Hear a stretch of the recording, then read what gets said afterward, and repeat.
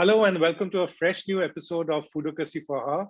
I'm Kalyan Karmakar, and Foodocracy for Her is my weekly podcast where I speak to women who are doing amazing work in the world of food and in different formats. Today we're going to speak to Devi, or actually Devi as she's known. Devi Lakshmi Kutty is her formal name, but she said that she's from Kerala where she is attached in front of everyone's name, but you normally call them, Devi or Lakshmi, or as the case might be. So in this case, she's Devi. In fact, if you go to her Instagram handle, also she's Devi Lakshmi Kutty. So hi Devi, great to see you. Hello. And Devi is joining us from Coimbatore, which is not where she'd grown up in. She's grown up in Tiruvananthapuram, Trivandrum in Kerala. But everything about her is interesting, including how she's come to Coimbatore. So Devi, before I introduce you, I just want to tell people a bit about my lunch and dinner, if that's okay with you. Okay. Okay. So I'll tell you what I had for lunch. I had a very interesting sort of lunch, which I would probably never have had while growing up. So there was a sort of Malwani fish curry, which a Bengali Pia Promina had sent yesterday, made with halwa, which is black pomfret. And our new morning cook, whom I called hashtag Katie Cook, Katie Cooks, because she's Kalpana Thai. So she made a Maharashtrian style stuffed bacon with peanuts and all that. And with that, I had red rice, but I had a particular red rice, which is called Kuruva, if I've got the pronunciation right, and it's grown in Kerala. And I was introduced to it by Devi herself, and from the organization she runs, I bought it from there, BioBasics. And it looks very different from the red rice which I've seen in terms of when you buy it. It's like tiny specks. It's almost like tiny dark purple pearl specks, and then but it grows up to be quite a bit when you boil it. It cooks faster than some of the other red rices which are bought from stores here. And then as I was sitting down to do this interview from Mumbai to this friend of mine who's in Coimbatore, our house today is smelling like Calcutta, not because the Shoshti, the first day of the pujas, but it's smelling of Govinda Bhog, the rice which is really revered in Bengal. And that too I bought from BioBasics. So, over there it was written Govinda Bhogam. And I think it's come from Bakura, right? Bankura. Farmer in Bakura. So all of these are like some of the amazing stories. And there are more varieties of red rices I've tried from BioBasic. And then Devi was telling me that she actually looks at different varieties of rice as if they're her relatives, family members. Then I said that I need to talk to this person. And you know what? Like me, Devi too had studied sociology. Of course, I was in Calcutta and Presidency. I think you were in Kentucky, right? In the US, we moved mid-career. Ah. So I decided to take a break and study sociology. Oh, so you studied sociology mid-career. So what were you doing before that, Devi? You grew up in Trivandrum, right? In the insurance industry. I left Trivandrum once I finished my studies, like all of us end up leaving our hometowns for job. Yes. So, and then worked with LIC. In fact, one stint was in Mumbai, in that main building of LICs. Oh. And so then, was it the Churchgate office or the Ford? Yes. So there's one more connection. So, my wife, Kainaz, so she and I had first met at, in a FCB World Cup in Naiman Point. And then we used to walk from there to Churchgate Station on the way back home. And just outside the LIC building, there used to be this guy who would sell vada pavs, and he would come only in the evening, and there would be this long queue outside him, and he'd fresh vada pavs, and we'd take it. I think I would have it with the pav, Kainaz without. I think it used to be ₹1.50, and I don't know, was he there when you were there? Fabulous guy. And exactly. Yesterday, Ramesh, my husband, was reminding him, talking about this vada pav. Because so you guys met where? You guys met at LIC or Trivandrum? No. We met at LIC, but before joining the Bombay office, and we used to walk back to Churchgate and used to buy vada pav from the same person. Which year was this? This was we were, I think, 96 to 2001. Okay, then we might have bumped into each other because I joined Ulka in 2000, and then Kainaz left it for Leo Burnett in 2001. So maybe we might have bumped into each other. I hope that I didn't delay your vada pav by taking all the vada pav. Yeah, lot of jostling for that. That was just amazing. But he was so good. He was so good. It's a bit of a pity that a lot of the street hawkers especially at Nariman Point, have been removed. Yeah. I mean, they're such an integral part of that part of the city, and they were so clean and everything. I don't know. I mean, Amazing. sometimes I don't know how people think our civic authorities. I mean, Yeah. if you go to Singapore and all that, they will make it a heritage museum, and then look at us. I mean, there was Rajesh, the juice wala at Nariman Point. Then there was the dosa guy, then the lovely pav bhaji guy. They've removed all of that. Yeah. It's just food courts and 5 stars and. Oh my God. And Anyway, there was don't a get me samosa started on that. person also. On Huh? Marine, there was a samosa person as well. Oh yes, yes, Right. yes. So vada pav in Churchgate and LIC, and then US. How did that happen? And sociology. Yeah, my husband Ramesh went to US to do his MBA. So I followed after a couple of years. Ah. So since I quit my job and I said, anyway, that was mid-career, and I said, okay, I've always wanted to explore something else. So I enrolled for my master's in sociology and started volunteering with various groups there. Yeah. And one of the groups that I volunteered with extensively was something called Community Farm Alliance, who worked with farmers in Kentucky. Kentucky, as you know, is a farming state in US, going through the agrarian crisis there also. Okay. It's where I began working with farmers. So when you say agrarian crisis, what do you mean? Do you mean that crops are not getting sold, or that people are leaving farming? What do you mean by agrarian crisis in Kentucky? Because the crisis differs from place to place, right? No, it is. I think by and large it's the same. With agriculture being commoditized, the prices that the farmers fetch is so minimal that it is not worthwhile for them to farm. So leaving farming is happening, and farmer suicides is happening. Even in the US? Yes.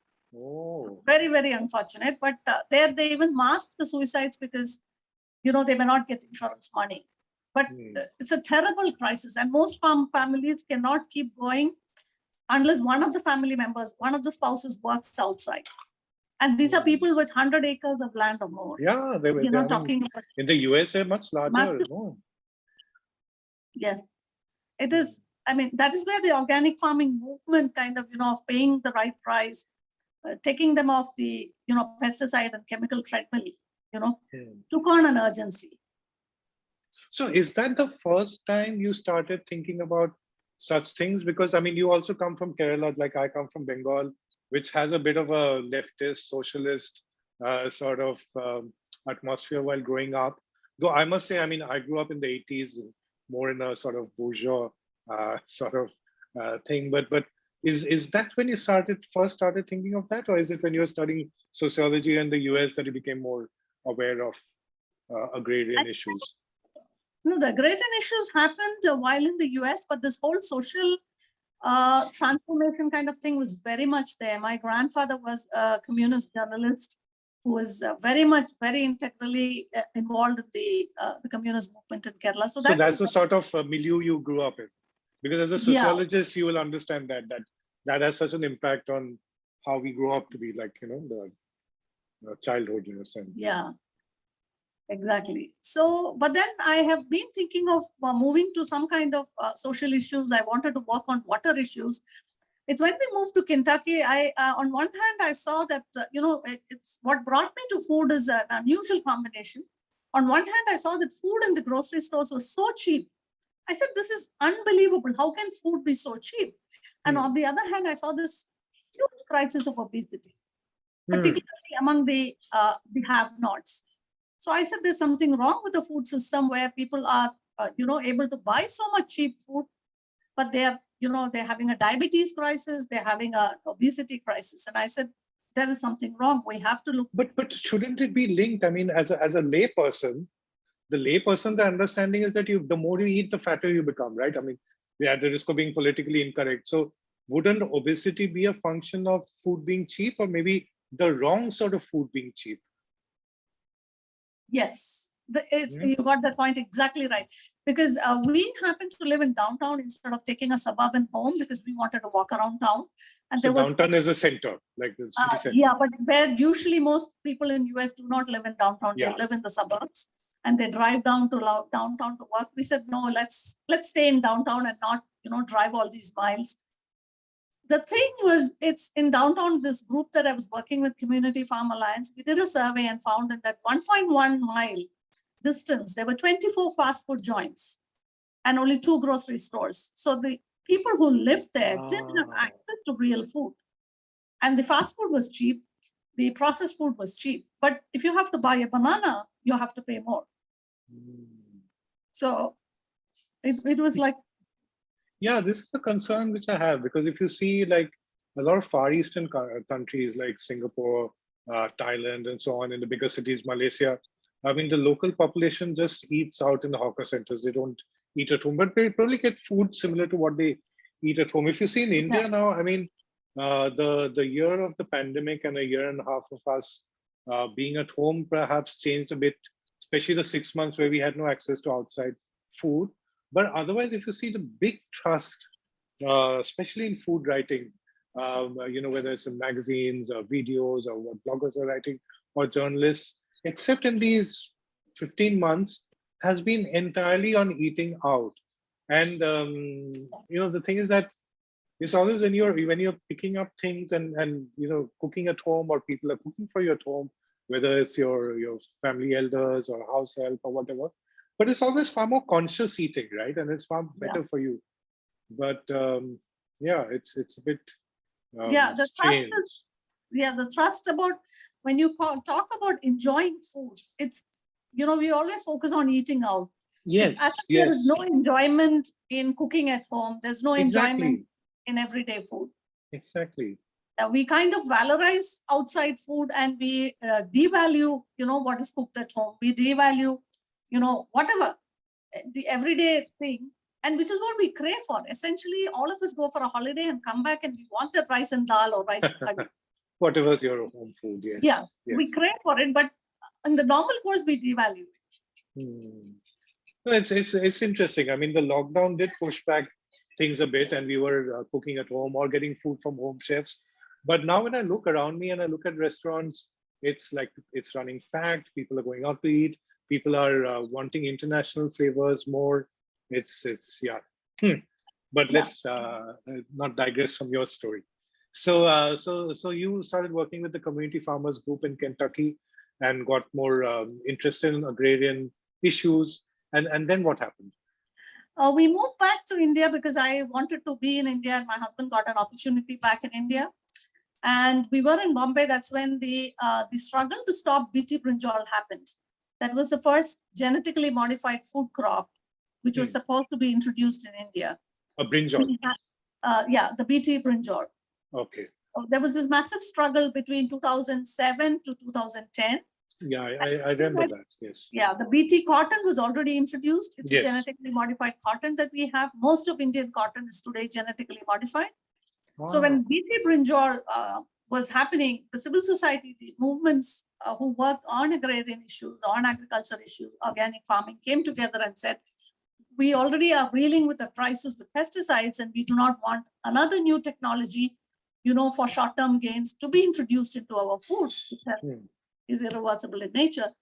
So I got involved in the movement. That again, we had our second stint in Bombay when we lived in Bombay, and I was mobilizing people. We were trying, and we had events, we had talks. Mahesh Bhatt, the filmmaker, he made a documentary on this BT brinjal, and Jairam Ramesh at that time declared a moratorium on BT brinjal. He was the agriculture minister. Right? He was then the environment minister. This came under the environment ministry. And so at that time, in 2008, by the time we came back, I also got involved in what is called the Save Our Rice movement. The Save Our Rice is a campaign which started in about 4 states. It was a project run by a civil society group in Kerala called Thanal. And the intention was to kind of get farmers to conserve heritage paddy seed varieties. And which were the other 3 states apart from Kerala? It was Kerala, Tamil Nadu, Karnataka, and West Bengal. In the Sundarbans, we worked extensively. In fact, one of the reasons why I was keen to interview you, because 2 episodes back, I was speaking with Preetha Sen from Bengal, and she works with an organization called Bengal Store, and they've been trying to get different types of rice varieties from rice from Bengal to say like Kalo Nunia, Radhuni Pagol, Govind Bhog, and so on. And we are talking about how like our states have so many varieties of rice, which are really not well known. So I thought that, okay, here is a writer talking about it. Now let me talk to someone who's now working at the source and bringing out different sorts of rice, which you're doing in a sense. So so how did the Save Our Rice campaign fare, which you were The working? campaign began with, I was one of the people in the steering group of the campaign, and it began with, the people who led the campaign going to different rice growing regions and meeting farmers, mainly the organic farmers, and asking them, do you have these seeds? Do you have old seeds that your grandfather grew? Or are you growing only the improved university varieties? So initially the response was very lukewarm. They said, no, those seeds are gone, and we have these high yielding varieties. But gradually, when we started talking to them, when they started moving around, the farmer after farmer came up, saying, I have this little bit of some seed which, my uncle grows or my grandfather grew, and maybe I have a little bit. As in And they've kept and stored it, they or were it was growing being. it. You Because have to grow you it can't on store every it. Yeah, season, otherwise yeah, it's it'll not. become like So they expired. said that some farmers came up with, I grow this for the market, but for the house, we grow this particular variety, which is very tasty, which we've been having since our grandfather's time. Wow. So slowly the movement began to build up among the farmers. And which year was this? This was, the campaign began in 2006. I got involved in 2000. it in 2008. Okay. And we would travel in these states, have seed events. The farmers would grow, then you would have a field day, what we called a field day, where we would invite neighboring farmers or farmers from elsewhere to come and see the various varieties grown. And how would the farmers react when people like you and your fellow colleagues or participants or whatever, because you're all from the urban world, and it's a world different from them, and you're talking about something which is not to do with their daily direct livelihood. I mean, wouldn't they want to just get on with their work? And who are these people? Why are they coming and talking to us? I would love to know how is the reaction to them, because it's two different worlds which are colliding. And the other observation which I wanted to make, and which I asked you when it was, because that's 2008, which is 13 years before now. So it's probably the last couple of years and more because of the pandemic that things like organic farming, sustainability, GM crops, veganism, all of that is becoming slightly mainstream, and people are not looking at it as like a socialist hippies thing, but something which is worth adopting. But people like you are doing this 13, 15 years back. So I mean, I just wanted people to note this point. Yes, but so how was it when the two worlds met, the industrial world and the rural world? Fortunately, the campaign did have some funding. So we could also help the farmers a bit. So initially they were very skeptical. They were like, who's going to grow them? Who's going to eat them? And, let's talk about, where I can get a market for the modern varieties I'm growing. But there were some farmers, with whom it clicked. I mean, there was this emotional connect when all of us are campaigners who worked on What made those farmers different? Were they like, was there any difference in their education, in their difference in their exposure, or were they same? It's just the mindset was different. Kalyan, I think organic farmers as a subset of farmers are the more educated ones and more open to ideas. That is what makes them take. Oh, and you went to the organic farmers, okay. Mostly to the organic farmers, because they have taken this first step of being organic, going against the current. This was so many years back, even before the market was developed. Yeah. So there was an openness in them, and somehow I think with farmers, the seed does invoke memories, like you said about Govind Bhog, the rice invokes memories of childhood. Yes. So farmers' seeds have a connection, and they remember. They say that when they see the plants grow out, they say, "Yeah, this is familiar." It's very interesting to see that initially there was hesitation. Then we had some demo plots, various things. We had to kind of go talk, meet them so many times. And all of these are like self-initiated in the sense that there's not a government initiative. It's like voluntary, right? I mean, yes. NGO in a sense, what one would say. Yes. It's more like the NGO or a funded campaign. So you had events, you had seed festivals, which we, helped conduct. And it was very interesting because the initial years went in searching for these seeds. Finding that somebody would say, fascinating, yeah, fascinating. there is a farmer in the hills. He has these varieties he's been growing. So many varieties. Even Bengal, there are so many people doing it. In Sundarbans, we have done it. There are other campaigns also who have taken up the owners of doing it. And so initial years of the campaign, it was all focused on seed, but midway through the campaign, the farmers started growing enough of it. And then they said, okay, what are we going to do with this paddy? And all of us were stumped because we had not thought beyond, getting the farmers getting them to grow it. Yes. Yes. So suddenly we were like, kind of figuring out, all And these. there's only so much curd rice, sambar rice, or pulao and biryani which you guys yourselves could have, even if you have to buy it. Exactly. So then we started having food festivals. We started telling people, why don't you eat red rice? And this is about a decade back. And people were like, and where? In the cities, in the big cities? We tried doing it in Kerala, in Tamil Nadu, in Bengal, in Karnataka. But in the cities, in the cities. Yes. Because in the villages, they were not open. But one of the interesting things was these farmers themselves started consuming it because, they had these multiple seed varieties which they were growing out and they had to consume it. So the farmers started eating it. We, the activists, started eating it. And then we started convincing others that, look, you have to eat it.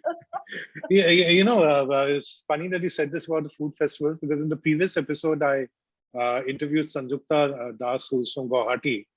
And she said that her interest in food actually started when she was exposed to the slow food movement.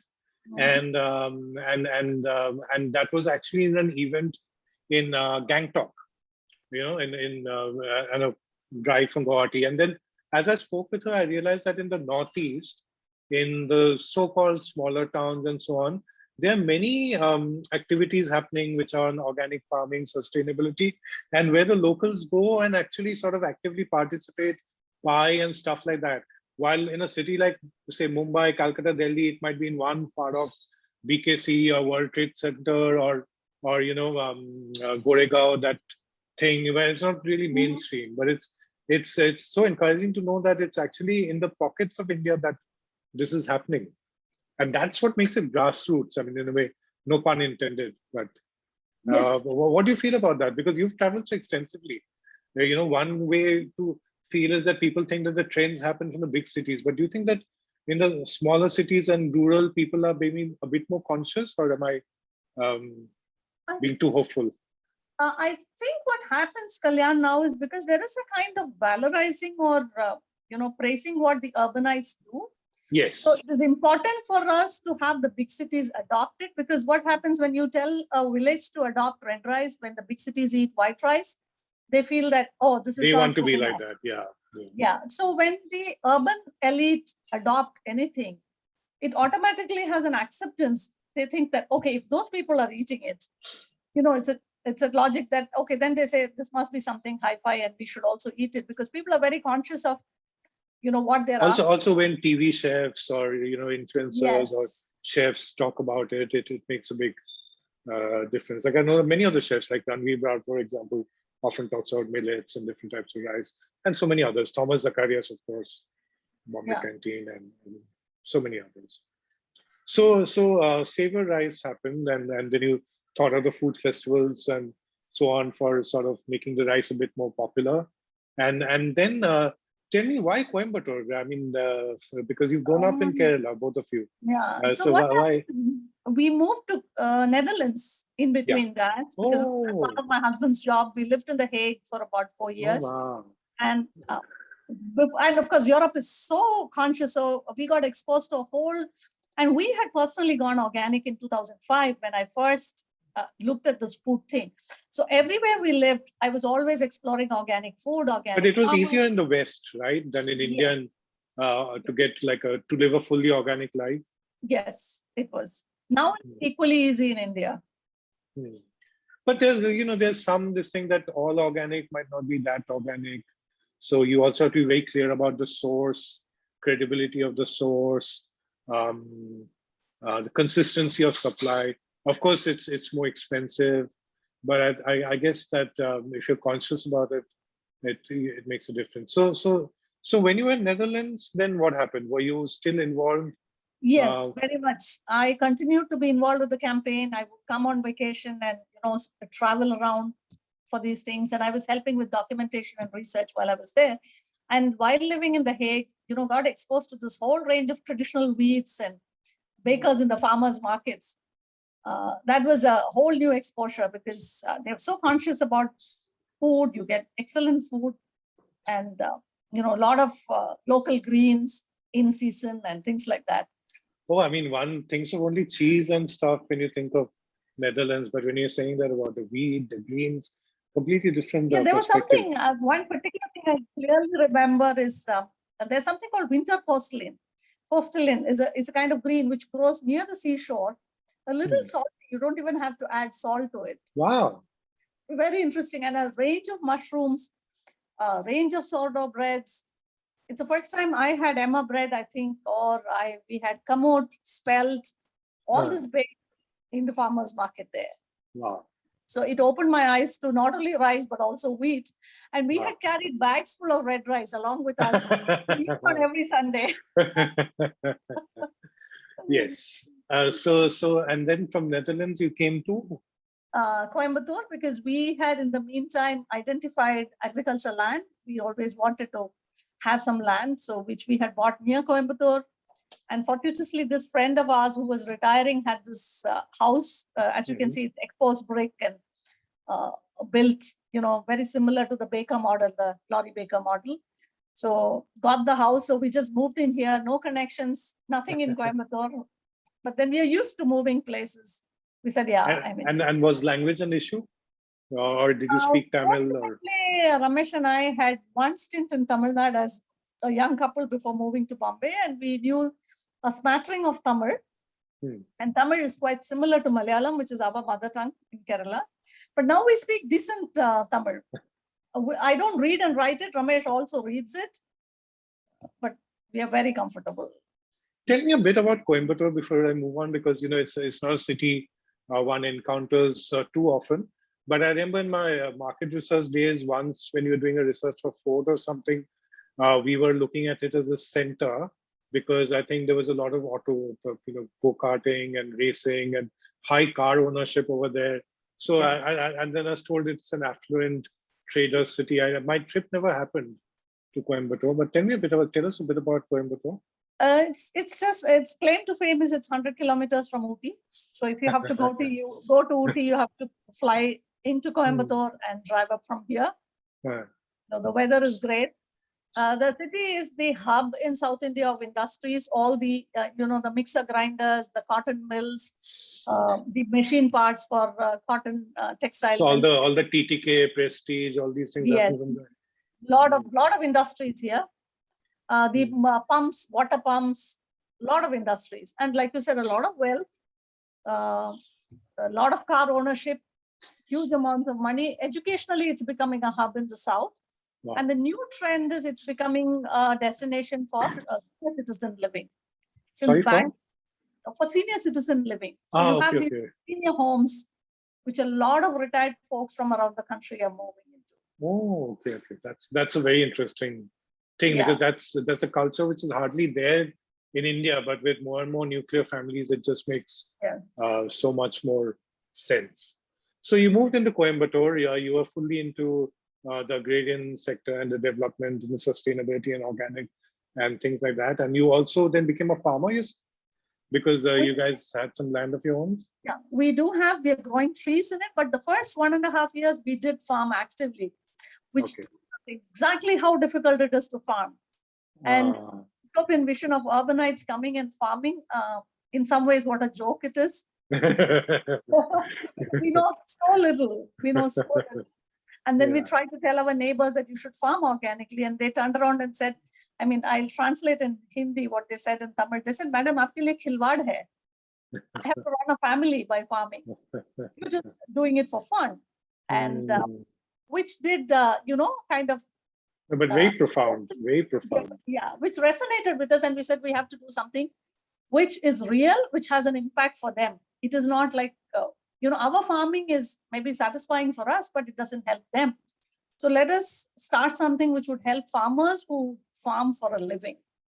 That's such a profound thought, because as I was reflecting on what you said and what your neighbor said, that, sometimes we tend to get into something on a whim, or like one says in Hindi, maybe shock say, but there's a difference in doing that for impact versus doing that for self-indulgence. And I don't mean self-indulgence in a bad way. I mean, it's important to do things for oneself and for one's own joy and happiness, but to make an impact is a very different thing. Yeah. Like, for example, if I mean, you and I, your kids as well, I mean, we all have pets, and that's joy, and looking after those pets and all that. But for example, like, I have friends who every day go and feed the neighborhood cats and all that without missing, even when it's raining. I think that is impact. Yeah. So I think that's probably the sentiment which you're referring to. So you realize that, okay, farming is fine, but I want to do something serious. So then what happened? So this thing came to us, I mean, this feedback from the farmer, and Ramesh was anyway thinking about doing a social venture. And I think this conversation also triggered up the thing that, yeah, I mean, I've been working with farmers, and maybe this is the area that we should start the venture in. So we said, okay, we started small from the second bedroom of our house, and with some vegetables. We didn't know anybody. I mean, we started with a double disadvantage because we have no connections in the city.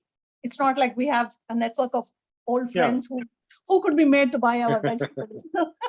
The Tupperware model. Yes. There was nobody around, and we had to start right from scratch.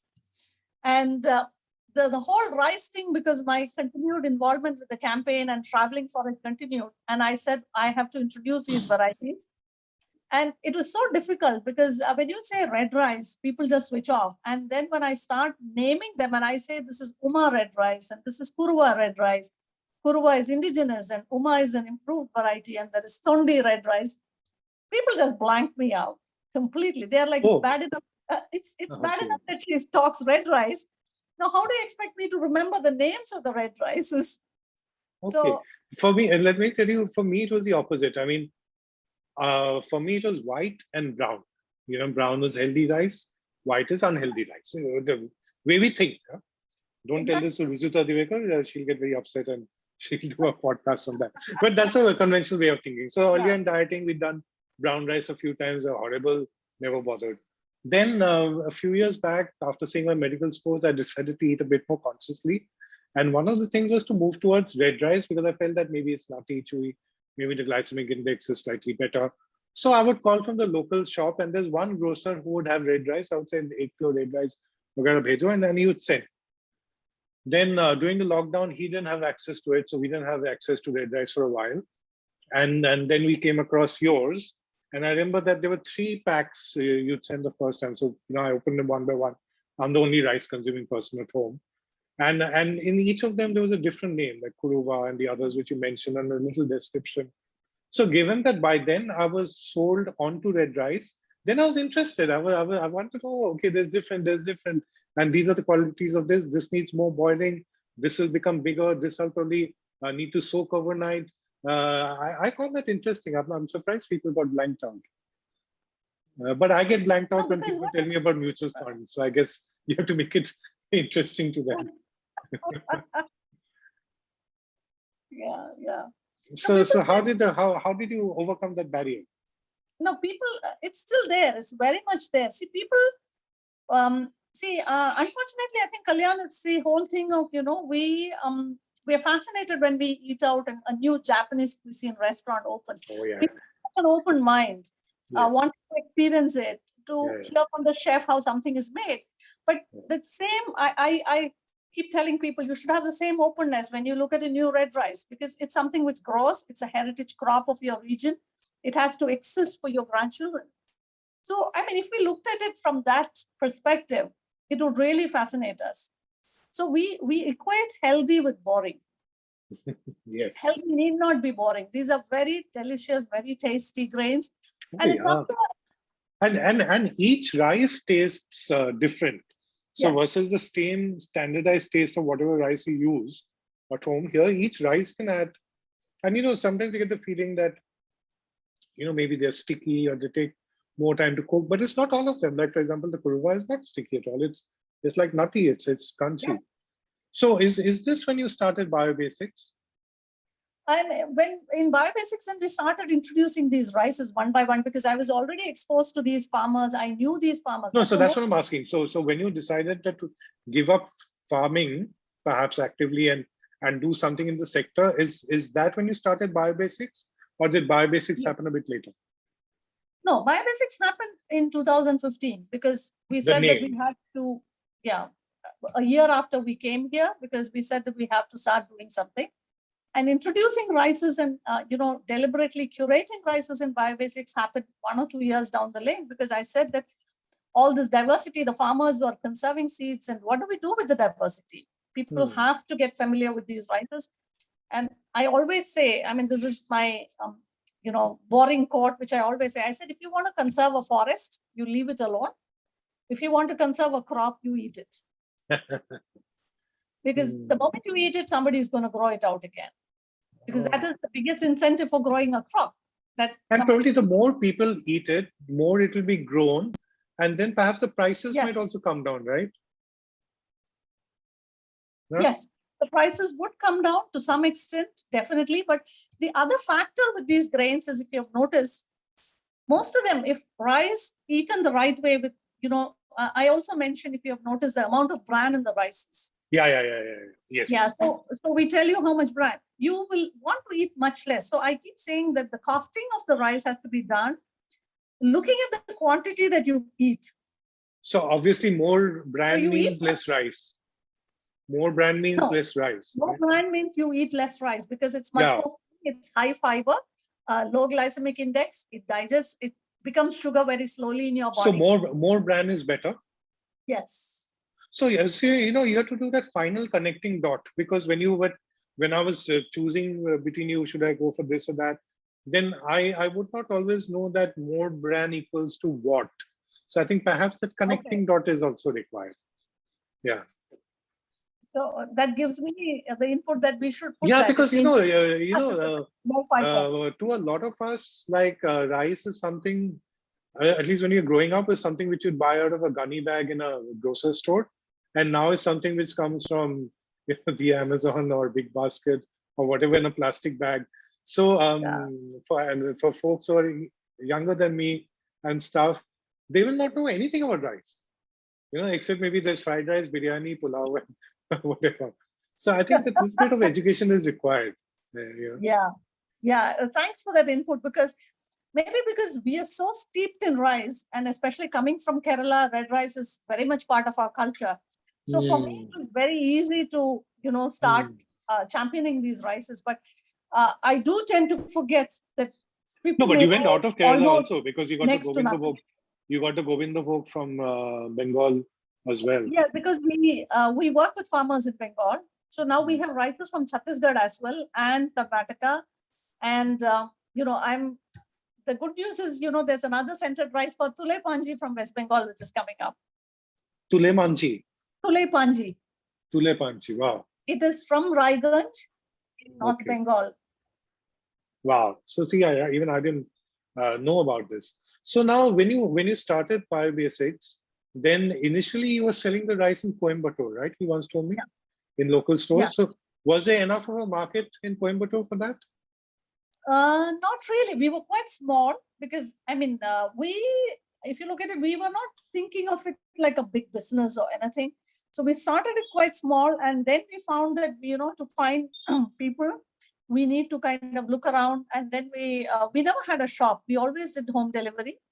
And then we went online, and about, I think, 2 years back, and it's picked up in the last year or two, the online. So online was before the pandemic? Yes, we got into it before the pandemic.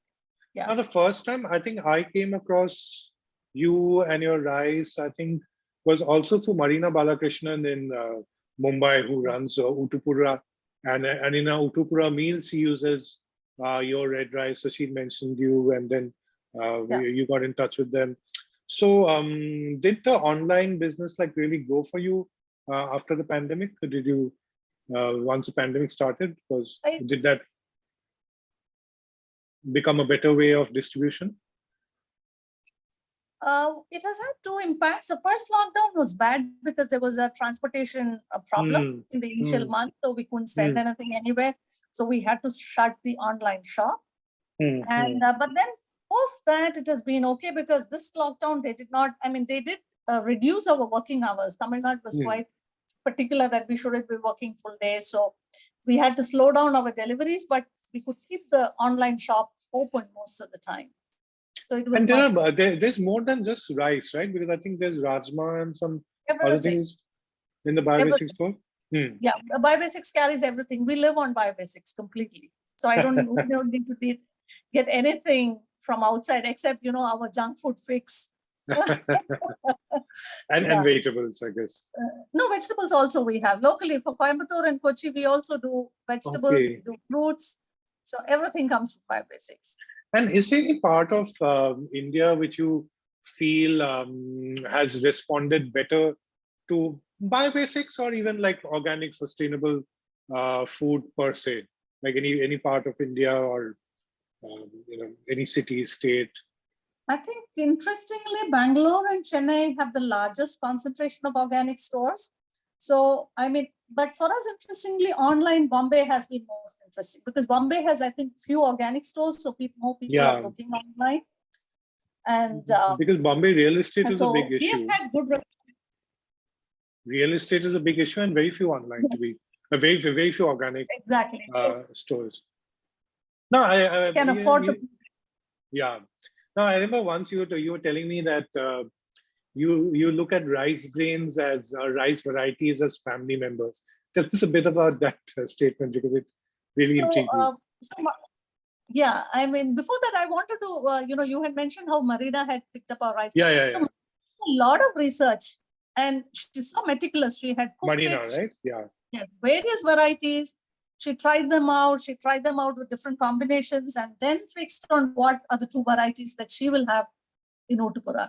I mean, it was quite a recognition because in terms of, selecting our rices, we try to do it single farm. So most of our rices come from single farm, so they would have the same consistency. We can tell them how much. What does single farm mean? That one variety will be grown only in that particular farm. Actually, we source only from a single farm. So the kurwa that you ate has come from a young couple's farm in Thrissur. So and the Govindabhog? And your Govindabhog comes from a single farmer, Bhairab in Bankura. Bhairab? Yeah. Okay. So I have visited his farm. I have stayed in the farm. They're all friends, colleagues. So when you take it from a single farm, see, normally when you get rice in the market, the rice is grown, it is sold as paddy to traders, and the traders combine, tons of rice, and then it's milled together. So got it. It is not, you cannot trace it back to a single farm or a small set of farms. So here it comes from that farm, they get it milled. We have these small mills which do it. So they get it milled. So every grain of kurwa is grown only. I mean, there are other farmers growing it. Of course, no, but what I'm buying from you in that bag comes from one farmer. One farm, which is much more interesting in terms of taste. And Marina, what you're saying, I completely understand because she's so thorough, so meticulous in everything which she does, which is why Ottupara food is so well regarded. In fact, she's one of the reasons why my wife Kanas fell in love with South Indian vegetarian food. I mean, before the lockdown and before Marina, she probably never tried. But so I'm sure she would have had very high standards of testing. Yes. Yeah. So tell us about your family, the rice grains family. When I started introducing these various varieties of rice, people said, no, it's very complex. You can just say Biobasics brown rice. You call it Biobasics red rice. Yeah. Call it Biobasics scented rice. I said, no, each of these rices have an identity. It's like, I mean, we don't even like people referring to our dog and cat as, your dog. We expect them to call. Oh, yes. Yeah, this is Mia and this is Moy. Baby Loaf and Little Minky. Yes, exactly. So we also bond over our cats and yes. Exactly. So I said these rices have a name, they have an identity, they have they come from some place. We should know their properties. We should know that this rice tastes like this, it cooks like this, it can be used for something like this. So it's like people, You know, you regard them and you valorize them, because tomorrow, if a biobasics is not there, somebody else brings in a Kuruva rice, you should be able to remember that, oh, this is Kuruva rice and I know this is how it is. Yes. If I hide that identity and sell it as biobasics red rice, it's not fair. So it's like, you know, and that's how they survive. So, you know, of late we've been using Kuruva. Earlier we'd used the other two, which we got from here to this thing. And then there was some rice which I'm not sure whether during Onam or something when we did the Sadhya with Marina, then to each of us, she'd also given a little bag of rice, uncooked rice, which she said, the custom was that on that festival for elders to give a little token blessing to, this thing. So to all the customers, she put a bag with a little bit of rice and a coin, something like that. So I kept that rice in a bottle. And then the Kuruva was getting over and I ordered more from you. So then we used that rice. And suddenly, like, you know, it was a completely different shape because that rice, the grains were bigger and the rice puffed up much more. And it reminded me of the rice which, you know, one gets in Mangalorean restaurants or, you know, Kerala restaurants like Deluxe and Fort and stuff like that. So, yeah. So it's so different. Each of these, and so what plans in the future? What plans in the future for biobasic? Yeah, biobasics basically now we have also branched out to wheats, and we also want to popularize millets because Tamil Nadu grows a lot of millets, and we take millets for granted and knowledge about millets for granted, and then I realized that there's so much that people would like to know about millets. So that is something in the offering because I do want to do a series on the different millets we carry. And we also want people to, not only eat rice for lunch, but, they make idlis at home. So I was telling my team at Biobasics that I want to make idlis the sourdough bread of rice. The way sourdough bread is picked up and, you've taken wheat and done it. I want to do that with idlis. People, it's so easy to make idlis at home. People crave for it and people wait to go to a restaurant to eat it. Yeah, because we are not South Indian, so yeah. No, but it's very easy to make them. That's what, so we have idli rices, which are great. You can have a combination of white and red rice for making idlis. So the wheats is another very interesting thing that we have introduced now. We have reached 9 wheat varieties in Biobasics. Wow. Some of them. 9 varieties of wheat. This is including millet? No, wheat alone, it's 9. Wow. It's Paigambari, it's Pisi, it's Bansi, it's Kalibali, it's Chadosi, it's all of them. Again, another set of relatives. So the rotis you make with them, each would be different slightly. Yes. Wow. Some of them heritage, some of them improved varieties, and it is even more difficult because it all becomes flour. Yeah. It's a rice you can see in appearance. Yes. So, will you ever take on basmati? In terms of, we do have one kind of basmati, but see, unfortunately, what's happened with basmati is what we have is all improved varieties, and we do carry basmati in our organic basmati is there. But what we do is we call it beyond basmati. We have a whole stable of centered rices, and India is actually famous for its collection of centered rices. But because the West fragrant, like Govindabhog. Yeah, like when it was being cooked a bit earlier, the kitchen was smelling of, the house was smelling of the aroma. Yes. So fragrant rices are a heritage, we possess, and especially Chhattisgarh has a huge range. There are, there is somebody called Deval Dev in West Bengal who's conserving over 1,000 varieties of rice, scientist, seed conserver. There are seed conservers in Orissa, in Chhattisgarh. And our project, the Seva Rice project, has ended in 2018, but seed conservers are continuing. And some of them I'm mobilizing support individually, personally through our friends for them to, continue. The farmer in West Bengal who grows your Govindabhog, he's a seed conserver himself. He has 300 varieties of paddy seeds that he's conserving. And have you tapped the B2B market, the business to business market?